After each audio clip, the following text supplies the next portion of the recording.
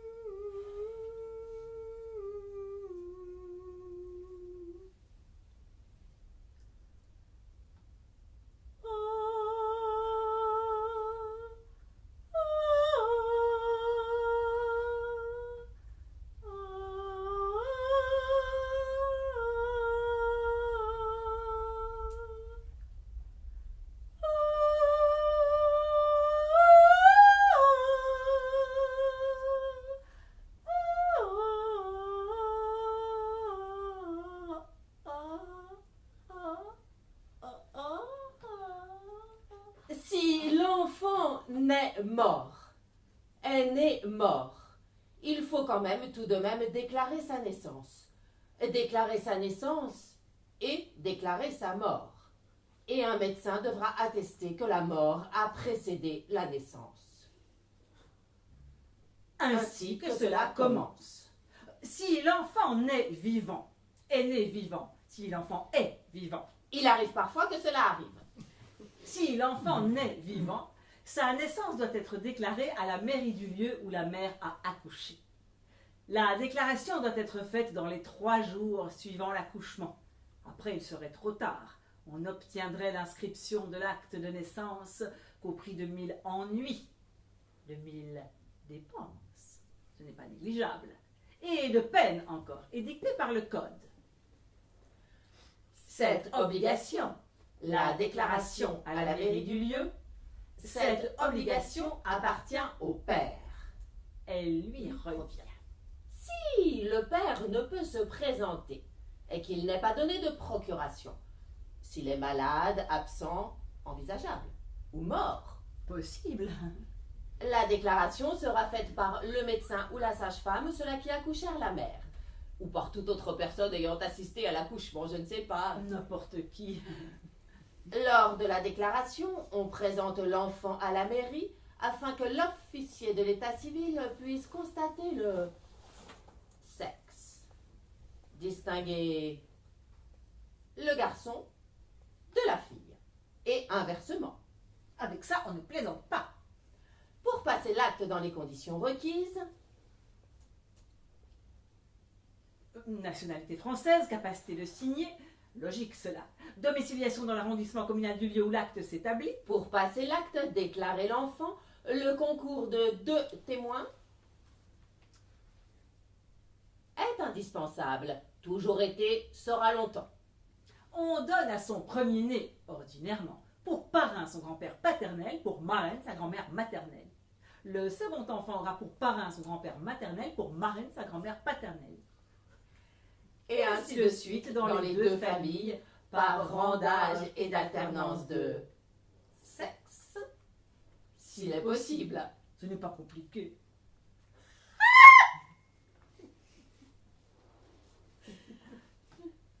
Mais si l'on veut bien y réfléchir, et celui-là pour ça. Coutume déplorable ne saurait dire autrement et explique pourquoi.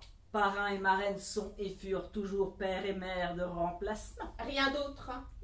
Et s'ils sont âgés, comme il est à craindre et à imaginer avec des grands-parents, l'enfant risque assez vite de les perdre. Et perdre ainsi, et de fait, le soutien qu'on voulut lui donner. Il est sage donc. Il sera sage, objet de ma réflexion. De choisir parrain et marraine qui puissent servir l'enfant plus tard. Assurer ainsi, comme l'a dit le poète Victor Hugo, les relais de l'existence. Proposez donc parrain et marraine plus jeunes, pleins de vigueur et d'espérance. Doublez les cadeaux à venir par grands-parents laissés à l'abandon et évitez les deuils ennuyeux. Ainsi que cela continue. Le premier prénom est choisi par la marraine, le second par le parrain, le troisième l'est par la mère. Le parrain, quant à lui, laissera toujours le choix des prénoms à donner au père et mère et à la marraine. Les prénoms, je recommence. Les prénoms sont donc choisis par le père, la mère et la marraine. Le premier par la marraine donc, le second par le père et la mère, le troisième l'est par la mère. Ce n'est pas compliqué. Les prénoms ne doivent pas être choisis en dehors de ceux que la loi permet d'employer, ce qui limite l'ampleur de l'embarras. Mais les personnes dépourvues d'imagination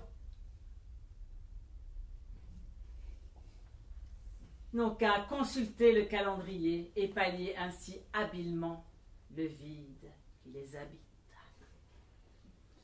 Si vous voulez, parrain, marraine, pousser plus avant la complexité du choix et établir relation entre le prénom choisi et quelques notions d'ordre général, rappelez-vous que, par exemple, Georges signifie Travailleur de la terre, Victor, vainqueur, Maximilien, le plus grand, Bernard, chasseur d'ours, Philippe, qui aime les chevaux, Louis, qui s'y connaît en homme, Maurice, le fils du mort, Gustave, sur qui Dieu s'appuie, Marguerite, Perle, Sophie, la sagesse, Lucie la lumière, et Thérèse, j'arrête là, Thérèse, qui sait dompter les bêtes féroces.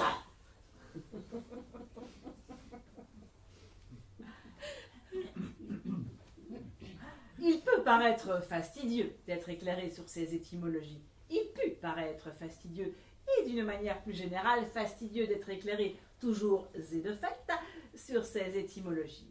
Mais on voudra bien réfléchir tout de même, et celui-là pour ça. On voudra bien réfléchir qu'il est bon en cette circonstance, Et en toutes circonstances, je l'ai déjà dit, il est bon d'éviter de donner le nom de Maximilien à un enfant né de parents minuscules auquel il ressemblera. ou celui de Maurice, quand il est à craindre que la mère ait fréquenté à l'excès les dancings au professeur mulâtre. Oui, on plaisante et on sombre sans le savoir dans l'infamie. Ainsi que toujours, cela continue. Si, par contre, vous avez le goût de la nouveauté, imaginons cela. Consultez l'almanach des noms de baptême. Vous y trouverez des noms de saints et de saintes parfaitement authentiques qui feront honneur à votre compétence et éducation. Pour un garçon, quelques propositions amusantes. Théopompte, Prisque, Canut, Tépesphore, Hygiène, Tigre, Miché, Popon, Romide, sénateur, Ostruclin, Coluberne, Vérécon, Carpophore, Pelé, Secondule, Carpacidin, Jaliberne, Satyre, Ajute, Cire, Avoque, Outry, Métrophane, Ésique, Saint-Dulphe, Scrufère, Eupaépice, Tichia, Vérule, Ours, Amateur, Curcodèle, par exemple. par exemple.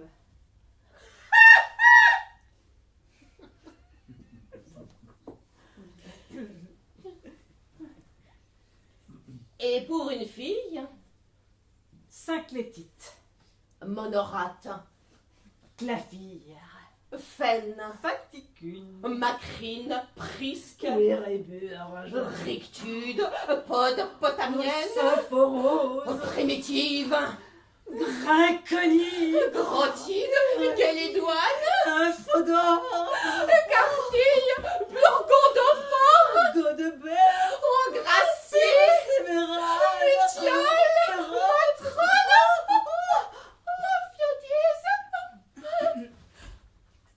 Casque-en-Sienne.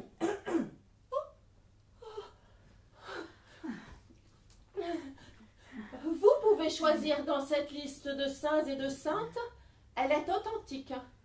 En désignant pour votre filleule un de ces noms-là, vous serez certain de faire plaisir à sa famille et d'assurer son bonheur tout au long d'une plaisante scolarité et d'une hilarante période militaire.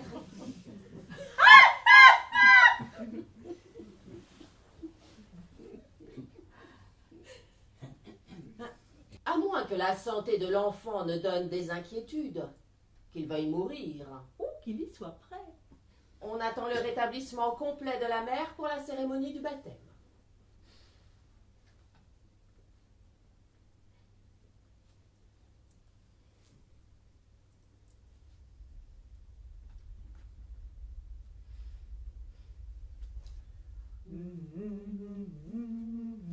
Soit.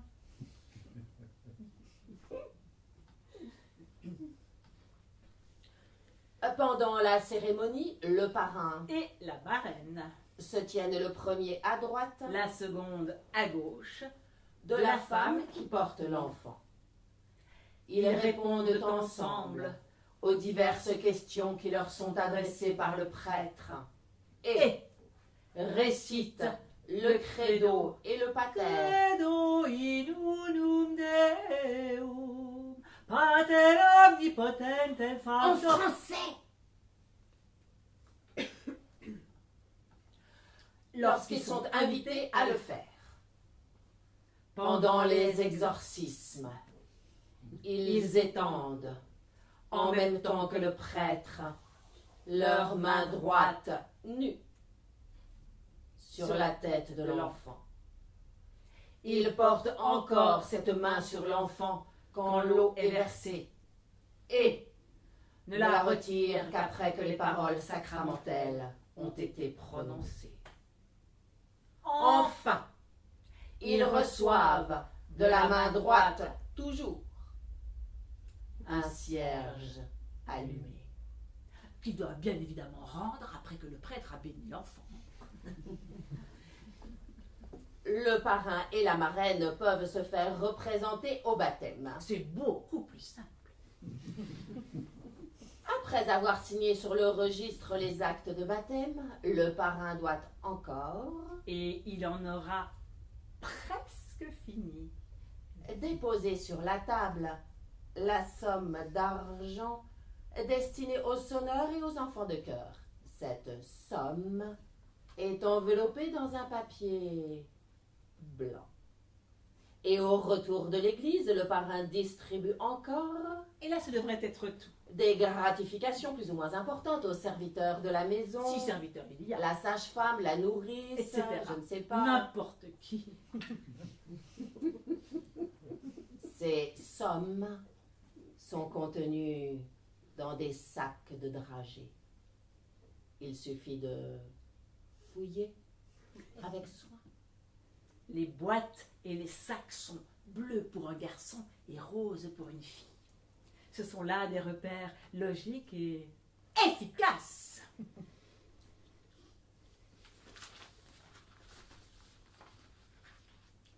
Ensuite, les années qui suivent, le parrain et la marraine sont tenus de s'intéresser à l'enfant qu'ils ont présenté au baptême, au jour de l'an, À sa première communion, à son mariage. à son premier succès, baccalauréat, thèse, épaulette, Ils lui doivent un cadeau, selon leur fortune. à moins d'impossibilité, la mort. Possible, toujours. Il le voit souvent, le conseille, le dirige et le réprimande, au besoin. Le filleul écrit ou rend en personne ses devoirs à ses parrains et marraines au jour de l'an. Une fois, cela suffit. En dehors de la famille étroite, son père, sa mère, ses frères et ses sœurs. C'est à eux, les premiers, qu'il apprend sa première communion, son mariage. En leur demandant d'y assister. Il leur apprend ses succès et les tient au courant de tous les événements importants de sa vie. Et obtient S'il s'y prend bien. des récompenses substantielles pour cette attitude courtoise et efficace. Ensuite, ainsi que cela continue. L'enfant baptisé, le filleul précédemment cité, a grandi. Il est devenu jeune homme. Il distingue une jeune fille. Il la voit. On lui montre. Il croit l'aimer, Il souhaite de l'obtenir pour femme. l'épouser, Se marier. lui faire des enfants. Mais il ne va pas de but en blanc la demander en mariage. Il s'ouvre de ses intentions à ses parents ou à leur défaut, Ils sont absents, envisageable, ou morts, possible. à leur défaut, à un ami âgé, à son protecteur, à un supérieur ou encore ses parrains et marraines. Les choses, la vie, les choses s'enchaînent habilement de la manière suivante. C'est au bal, le plus souvent. Quelquefois au théâtre. Que la rencontre recherchée a lieu. L'aspirant va faire une visite à la mère de la jeune fille dans sa loge sous le prétexte d'accompagner une personne de leur connaissance commune. Cette personne les présente habilement. Ensuite, Le jeune homme s'est retiré. la mère de la jeune fille attire sur lui l'attention de cette dernière par, je ne sais pas, n'importe quoi, quelques mots sur ses manières, son aspect physique, etc. Et voit aussitôt quelle impression il a produite sur l'héritière. Car héritière et rien d'autre. Il est encore plus fort, préférable, habile, que des amis communs réunissent les jeunes gens à un dîner intime, organisé pour la circonstance et auquel assistent Cela va sans dire inutile de le préciser. les parents de la jeune personne. On imagine mal Je l'espère. la jeune fille partant dîner seule avec l'homme qui la souhaite épouser.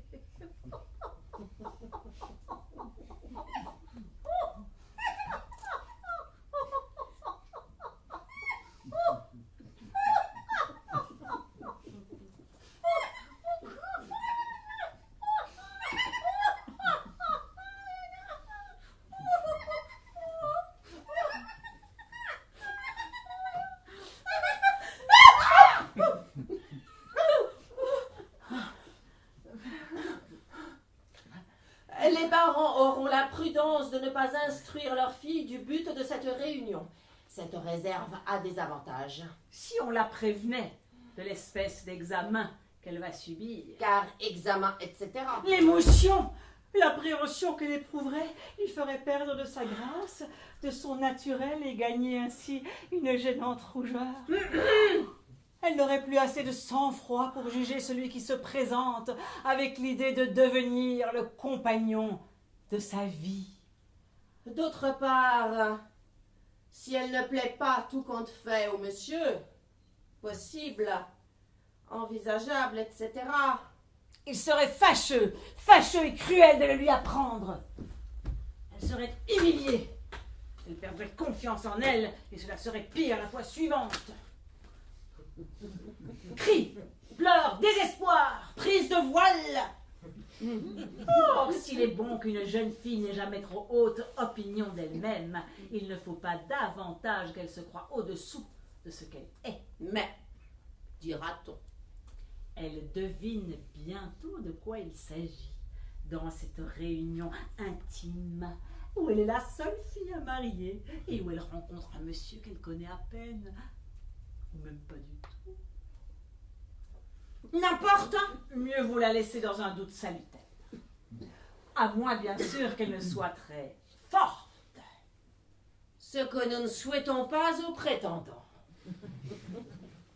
Si la jeune fille ne plaît pas, on ne lui parle de rien. Elle reste innocente. Si c'est le prétendant qui ne convient pas, Car hypothèse non négligeable. il supporte son sort dignement et sans rancune surtout. Il part à la guerre, il s'inscrit dans la Légion, il épouse la plus laide et la plus bossue de ses cousines pauvres, il reste stoïque. Ce que je veux dire. Quel que soit le résultat obtenu, ceux qui se sont entremis dans la négociation ont droit au remerciement des deux parties. S'ils ont apporté une réponse désobligeante, ils sont vraiment à plaindre. Que nous leur supposions un grand talent pour les précautions oratoires et circonlocutions délicates. Mais toujours, Toujours. le secret est inviolablement gardé par tout le monde en cas d'échec de part ou d'autre. Et jamais on ne doit en dire les raisons. Lorsque le prétendant a plu d'emblée à la jeune fille, Cela peut arriver.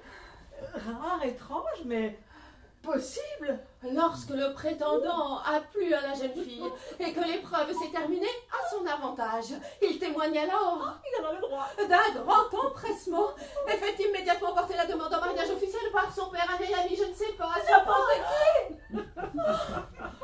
officiellement agréé. Le prétendant revêt ses habits de cérémonie et fait immédiatement aux parents de la jeune personne une visite au cours de laquelle on appelle. Cette entrevue réclame beaucoup de tact de la part du futur.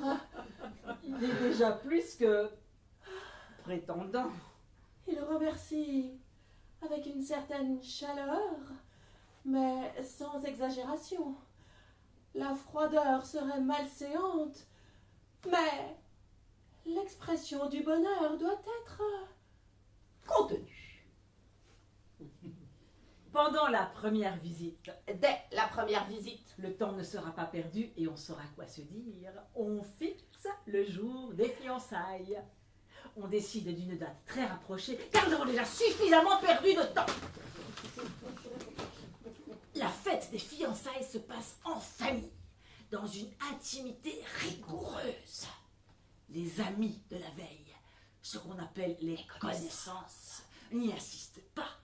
On n'expose pas le bonheur ingénu de la jeune fille, ses joies rougissantes, aux yeux et commentaires, car commentaires à craindre, nul n'en saurait douter, aux yeux et commentaires des indifférents et des cyniques. le fiancé envoie son premier bouquet le jour des fiançailles. Il est composé de fleurs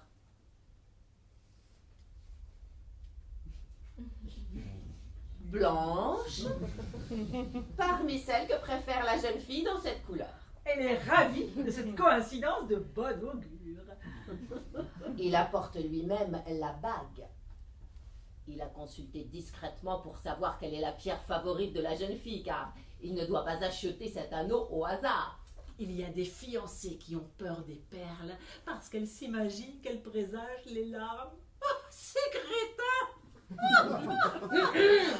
Mais on ne peut commencer dès le jour des fiançailles à le dire. Quelle qu'elle soit, de toute manière, la bague doit être bien accueillie. C'est le moins qu'on puisse espérer. La jeune fille s'émerveille et s'exclame. La bague est glissée au doigt de la jeune fille Au quatrième de la main gauche, par le fiancé qui arrivera avant tous les autres invités.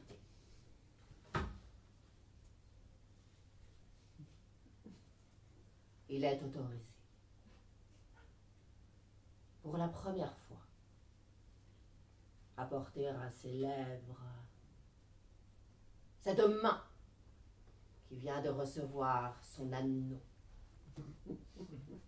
Symbole d'engagement que l'on ne peut déjà plus rompre que pour des motifs très graves. C'est une chose qu'il ne faut pas ignorer.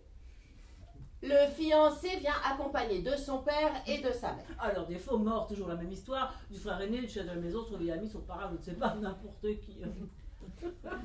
Au dîner, Qui est indispensable. les fiancés sont placés à côté l'un de l'autre, au milieu de la table, au milieu du plan de la table. Ils sont traités comme les héros du jour, car ils le sont. Ils ont en face d'eux le père et la mère de la jeune fille. Le père du fiancé est auprès de la maîtresse de la maison. La mère de la jeune fille s'en a bien voulu suivre sa mère auprès du maître de la maison. Le père de la fiancée, je n'insiste pas, c'est clair. Les personnes qui ont négocié le mariage. Les Tout de personnes même, qui vient ont de négocié négociation et rien parce d'autre. que tout de même, il vient de Les ambassadeurs. négociation et rien d'autre. Appelez ainsi qu'il si le de mot question. négociateur choque. Les ambassadeurs, Les appelons-les ambassadeurs ainsi du si jeune le homme mot sont négociateur aux choque. des fiancés. Les ambassadeurs sont Si au on a bien côté voulu des faire un fiancés. léger effort de C'est-à-dire, concentration. si on a bien voulu faire un léger la effort de géométrie de concentration l'espace, sur la géométrie de l'espace, en en face face juste des parents du fiancé. Tout cela est très simple. Et la table entière pourrait obéir à des règles très strictes sur lesquelles je ne m'étends pas, je le regrette, mais parfaitement ordonnées, principe même des règles.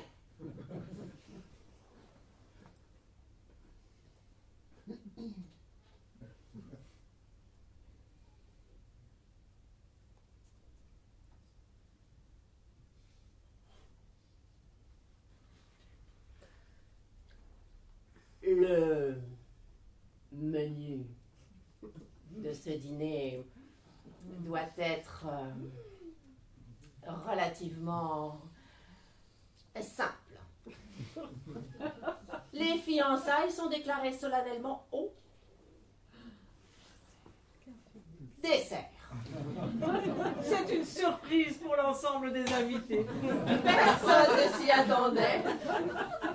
Et tout le monde pousse là encore une légère exclamation de surprise ravie.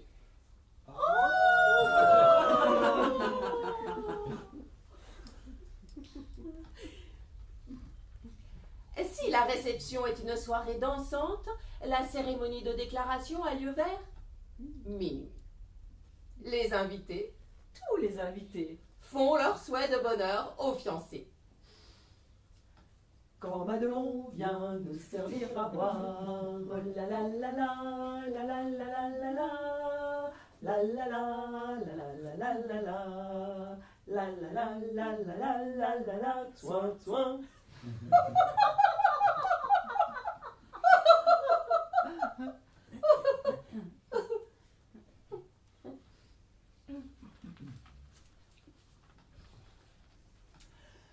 De la cérémonie des fiançailles à celle du mariage, le bouquet quotidien est de rigueur. Il est exclusivement composé de fleurs blanches. Les présents solides, d'une valeur intrinsèque, entendons par là qui pourrait être revendus ou monnayés par la fiancée elle-même, Rougissante toujours. ou par ses parents et tuteurs. Si pas en or, envisageable. Les présents solides, concrets, les choses et les objets que l'on peut échanger ou vendre. Les présents solides ne sont autorisés qu'à partir du jour où l'on fait les réglementations d'argent et où l'organisation des biens, dots, futurs héritages et legs ont été mises noir sur blanc. L'envoi de la corbeille et la signature du contrat précèdent de 8 à 10 jours environ la cérémonie du mariage. La corbeille est apportée le matin du jour où l'on signe le contrat. La veille, le matin de la veille. Elle se compose de robes, de satin, de velours, etc. en pièces, et la jeune fille devra les reconstituer elle-même. De dentelles noires ou blanches pour toutes les éventuelles circonstances de l'existence. Et elles ne seront pas toutes joyeuses. Loin s'en faut, autant le savoir dès maintenant. 2 points héréditaires, Si les aïeuls du fiancé en ont possédé, de bijoux modernes, de joyaux de famille, d'un manteau de loutre, de bandes de lophophore. le lophophore. Le lophophore est un genre de gallinacé des montagnes de l'Inde, au riche plumage très recherché. Et de fait, c'est une originale parure pour les robes et les vêtements dont la solidité autant que la surprenante beauté explique la faveur. De points héréditaires, de bijoux modernes, de joyaux de famille, d'un manteau de loutre, de bandes de l'œuf au fort.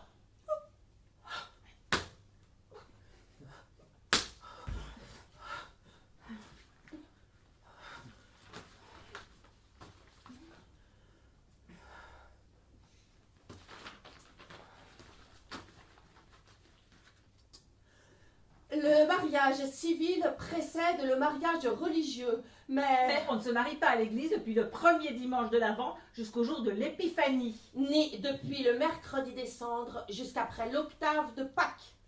Ce sont choses essentielles qu'on doit savoir et ne pas oublier.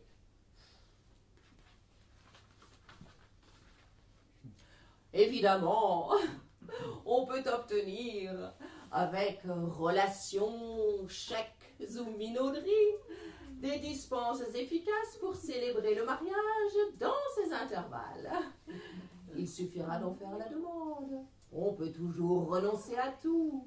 Choix et rien d'autre. Il est inutile de donner ici la façon dont se célèbre le mariage civil. La loi seule est en cause et je n'y suis pour rien, n'y serai jamais pour rien. Ce n'est pas difficile et c'est très rapide. Les mariés n'ont qu'à répondre un oui, intelligible, à la question sacramentelle. Prenez-vous pour époux? Ou prenez-vous pour épouse? Oui, et c'est tout réglé. La mariée signe la première l'acte de mariage et ensuite elle passe la plume. Au marié qui la salue et lui dit d'un air heureux, obligatoire. Et avec un sourire, c'est le moins qu'il puisse faire. Merci, madame. Il est le premier à lui donner ce titre. C'est très amusant. Quand Madelon vient nous servir à boire, la la la la, Le mariage religieux. la la la. Le mariage religieux se célèbre le matin en général. Il a plus de pompe en cette partie de la journée à cause de la messe. On vient de se lever, on est beaucoup plus en forme, on a bonne mine. À l'entrée de la mariée, tous les invités de la messe se lèvent. Ceux qui sont venus pour l'époux se sont placés à gauche, ceux qui sont venus pour l'épouse sont à droite de la nef. La mariée avance sans porter les yeux autour d'elle. Elle marche droit vers ce qui l'attend. Bien peu d'épousées restent naturelles sous tous les regards fixés sur elle. Certaines ont le don d'amuser ou d'agacer les assistants. Un peu de trouble est nécessaire, mais il n'est pas obligatoire que la mariée prenne l'air, comme l'a dit le poète Victor Hugo, de la victime couronnée de fleurs qu'on mène à l'autel.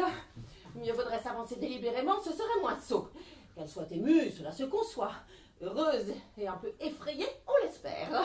Mais si elle est bien élevée, et si elle possède une dose suffisante de tact, en un mot, si elle n'est pas trop gourde, elle évitera aussi bien les airs penchés que les airs assurés et ne donnera pas plus dans la pruderie outrée que dans l'aplomb excessif.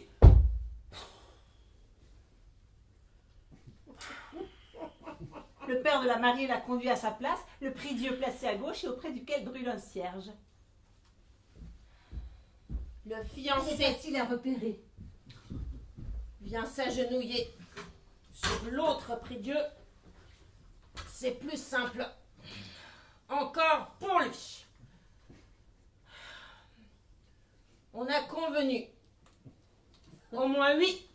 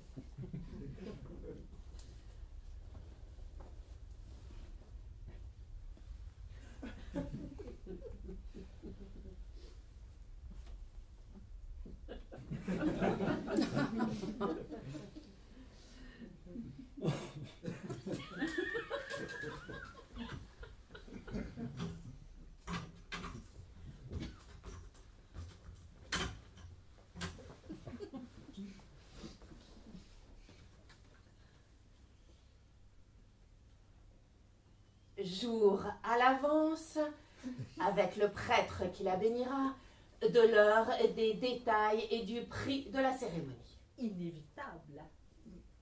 Car prix à payer et pas d'autre mot. On n'en discute plus à cet instant précis. Les anneaux ont été remis à un sacristain qui les offre habilement sur un plateau au moment de la cérémonie où ils sont échangés.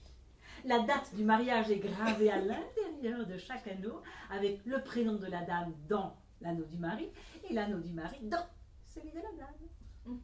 Ce n'est pas très difficile à suivre. Et extrêmement simple à retenir.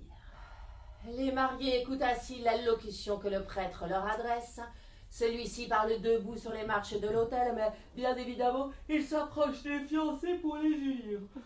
Le marié et la mariée se lèvent alors et l'époux prend dans sa main droite la main droite de l'épouse. Ce qui oblige la jeune fille à se contorsionner un peu. Mais cela ne durera qu'un court moment. Aux questions que l'on sait, prenez-vous pour femme, etc., ils répondent « Oui, et l'aspersion. Car aspersion, ce n'est pas difficile. Si l'on a bien voulu s'exercer chez soi, s'agenouiller à deux en se tenant main droite dans main droite, sous aspersion d'eau, ce n'est pas très compliqué. On ne se marie qu'une fois, et tout n'est jamais qu'une question de volonté. » La célébration terminée, on passe à la sacristie pour signer l'acte de mariage et recevoir les félicitations des invités. La mariée sort de l'église au bras de son mari.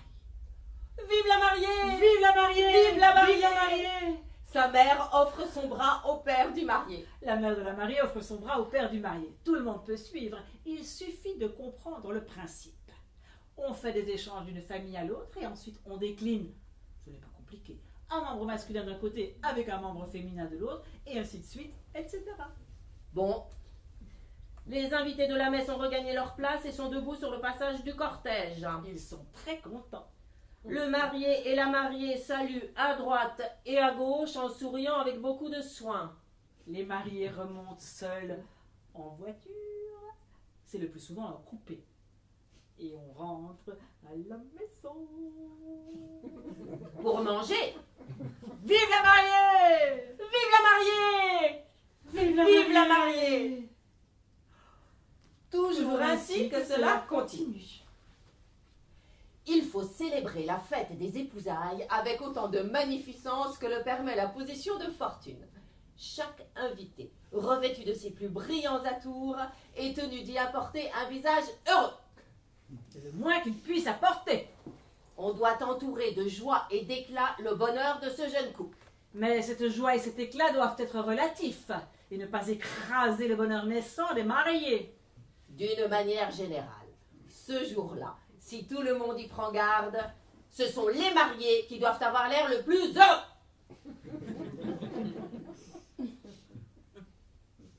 Nous voudrions des danses aux noces.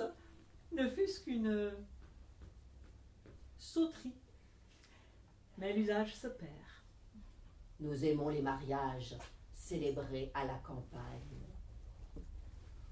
Au temps des lilas et des roses, en la saison des chansons et des couvées, où l'on dîne et où l'on danse sous les arbres, est-il cadre plus charmant pour la blanche épousée?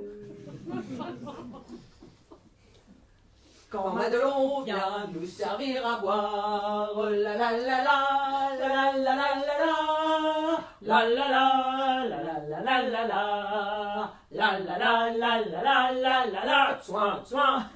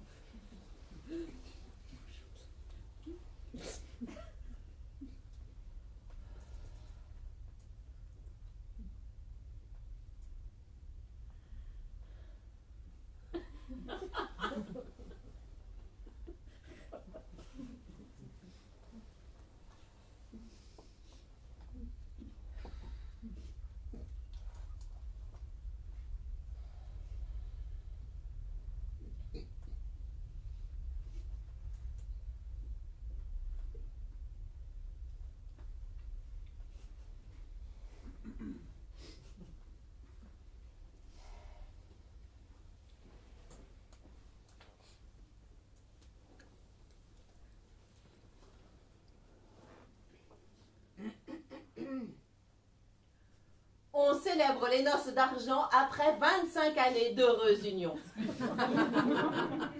L'union n'aurait-elle pas été heureuse si elle dure 25 années? On la célèbre tout de même. On célèbre les noces d'argent après 25 années d'union. D'une manière plus générale et pour résumer, si 25 années ont passé, On célèbre. Quand Madelon vient nous servir à boire, la la la la la la la la la la la la la la la la la la, soin, soin.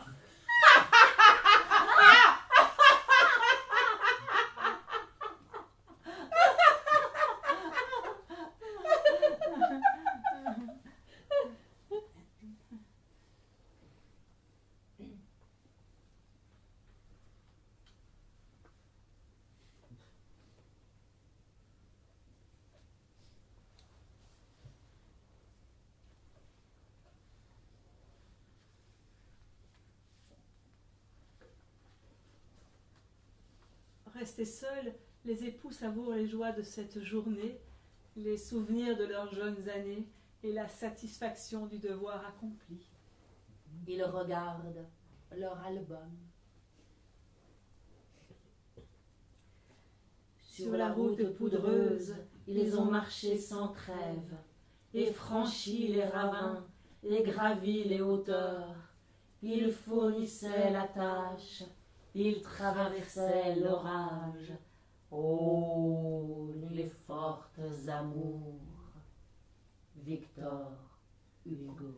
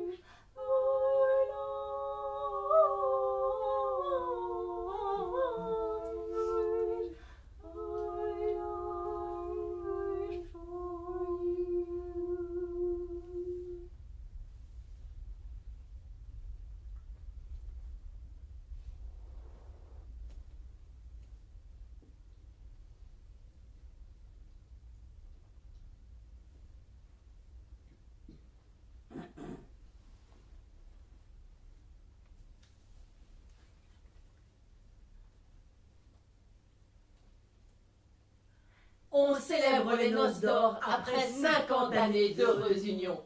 N'aurait-elle pas été heureuse si elle dure 50 années? On la célèbre tout de même. Le temps a couronné les époux, que nous avons vus une première fois rayonnant de jeunesse et de bonheur, puis une autre fois plein de maturité et de force, entourés d'amour, de respect, d'estime, ayant lutté, ayant souffert, car lutte et souffrance est le contraire qui m'étonnerait, mais heureux, car ils s'aiment, comme au premier jour. Mieux peut-être. Quand Madelon vient nous servir à boire. Bien des douleurs les ont visités. Leurs enfants sont partis pour fonder à leur tour d'heureuses familles. D'autres sont morts déjà. Logique. Probable. Ils sont seuls, Comme au commencement de leur vie à deux. et ils se serrent L'un contre l'autre pour se tenir lieu de tout.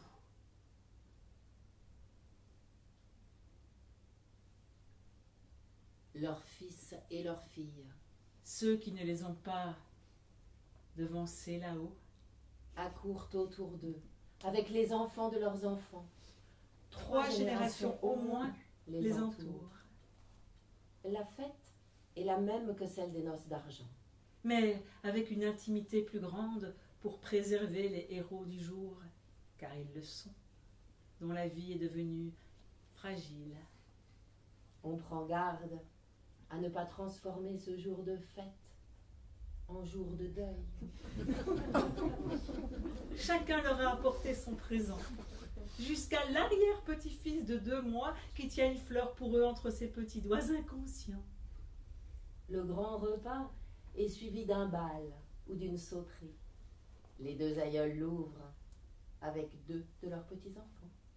S'ils peuvent. S'ils ne peuvent pas danser, ils regardent. C'est bien.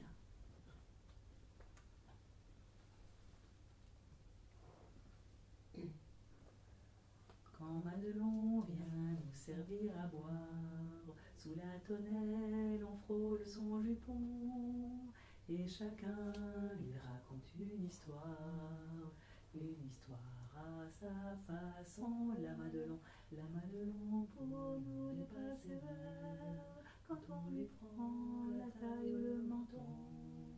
Elle rit, c'est tout le mal qu'elle sait faire. Madelon, soin.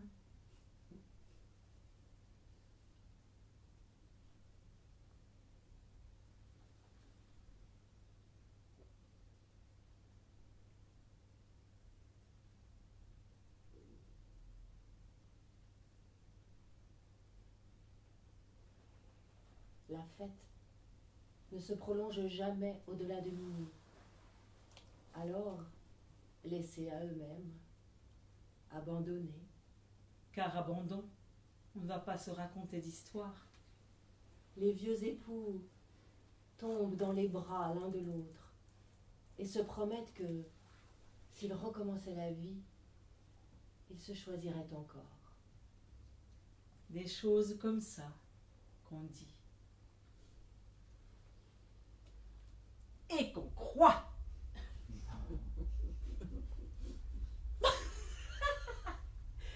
Et ensuite, à peu près ainsi que cela se termine. Il n'est personne qui échappe au malheur de perdre l'un des siens. On a pu le deviner déjà. C'est possible, logique et envisageable. L'étiquette et la coutume, qui n'abdiquent leurs droits en aucun moment de l'existence, là encore entendent régler la façon dont nous devons porter et manifester notre douleur.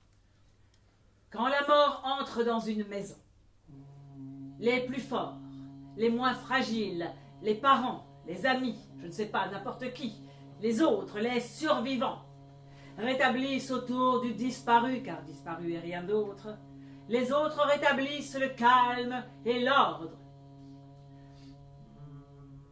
On ferme les persiennes, les volets et les portes. On allume des bougies.